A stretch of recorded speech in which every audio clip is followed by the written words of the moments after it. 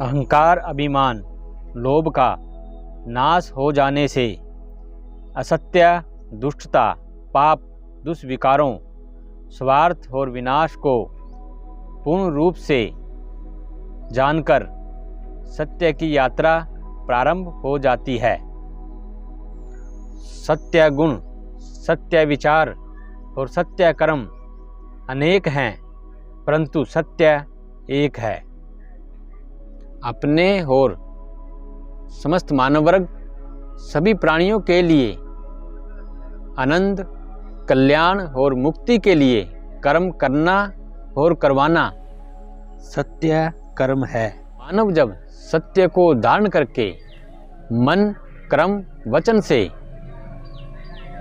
समस्त प्राणियों और प्रकृति के सभी साधनों, पंचतत्वों को हानि नहीं पहुंचाता, उनके हित के लिए कर्म करता है, तो यह भी सत्य कर्म है। मूल रूप से मानव जो है वैसा ही जीवन जीना, वैसा ही कर्म करना। जैसे मानव सिर नहीं, पाँव नहीं, हाथ नहीं, शरीर नहीं, मानव शरीर नहीं, मानव एक जीवात्मा तत्व है। जो जीवात्मा तत्व अनंत है, अविनाशी है, सत्य है। मानव जो है वैसा ही कर्म करे, यह सत्य का मार्ग है। सत्य की शब्दों में और पूर्ण रूप से व्याख्या करना असंभव है। सत्य को मनन, अध्ययन, परिश्रम, ध्यान, साधना के द्वारा अनुभव किया जाता है और सत्य प्राप्त किया जाता है। मानव को सत्य गुणी, सत्य बुद्धि, सत्य कर्मी और सर्व कल्याणकारी बनाने वाली चेतना सत्य गुण और सत्य विचार ही हैं। जो अदृश्य तात्विक ऊर्जा सत्य चेतना, सत्य विचारों और सत्य गुणों को मन में क्रियाशील करती है, वह सत्य है। सत्य को प्राप्त करने की यात्रा बहुत आनंदकारी है और कल्याणकारी है। सत्य का साक्षात्कार करने के लिए मानव वर्ग को शिक्षा, ज्ञान, परिश्रम, मनन, ध्यान, साधना करना ही पड़ेगा, क्योंकि बिना किए इस संसार में कुछ नहीं मिलता।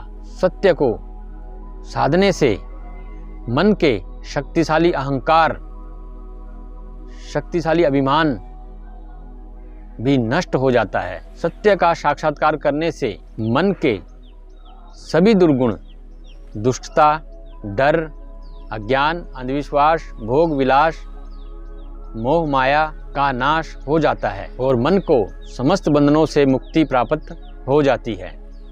पृथ्वी, सूर्य, चंद्रमा, ग्रह जो भी दिख रहा है यह समस्त नष्ट होने वाला है, यह सत्य नहीं है। समस्त साधन जो मात्र सत्य को प्राप्त करने के लिए जीवन का आधार है। सत्य की चेतना मानव को ऊर्जावान, बलवान, विद्यावान, संतुष्ट और सत्यवान बना देती है।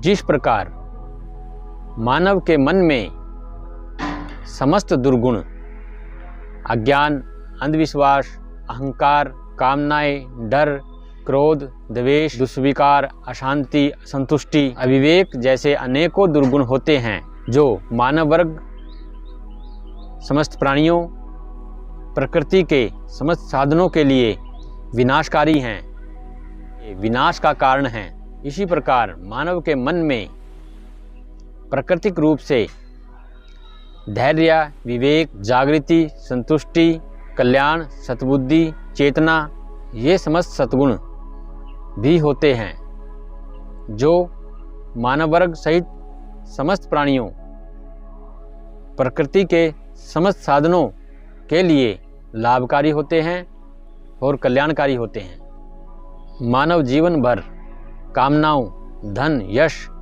और जीवन के साधनों में उलझा रहता है और अशांत, असंतुष्ट, दुखी रहता है। अंत में सदा सदा के लिए जीवात्मा नरक के घोर दुखों में फंस जाती है। सत्य मानव के लिए प्राणों से अधिक लाभकारी है, क्योंकि प्राणों का संबंध तो केवल शरीर से होता है और सत्य का संबंध जीवात्मा से होता है। जब तक मानव की यात्रा सत्य की प्रारंभ नहीं होती और सत्य की प्राप्ति नहीं होती, तब तक मानव को सत्य भी मिथ्या लगता है, झूठ लगता है। मानव के मन में अहंकार और अभिमान सत्य का अनुभव होने नहीं देते। दुर्गुण, दुष्विकार जो मानव को हर पल हर समय भटकाते रहते हैं,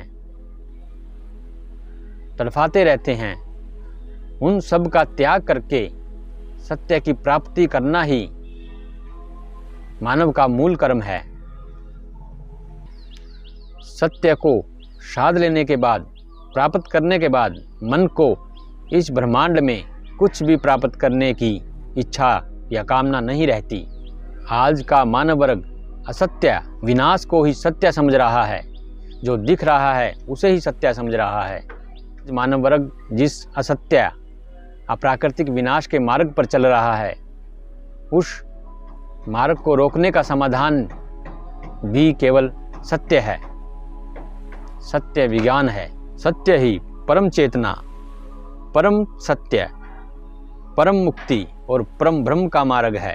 तो आओ समस्त मिलकर सत्य को जानें, सत्य का साक्षात्कार करें और स्वयं और समस्त प्राणियों के सुख कल्याण के लिए सत्कर्म करें, जो कि सत्य सनातन विज्ञान के माध्यम से सरल है, संभव है। हमने इस सत्कर्म के लिए एक संस्था बनाई है। उस संस्था में हमारा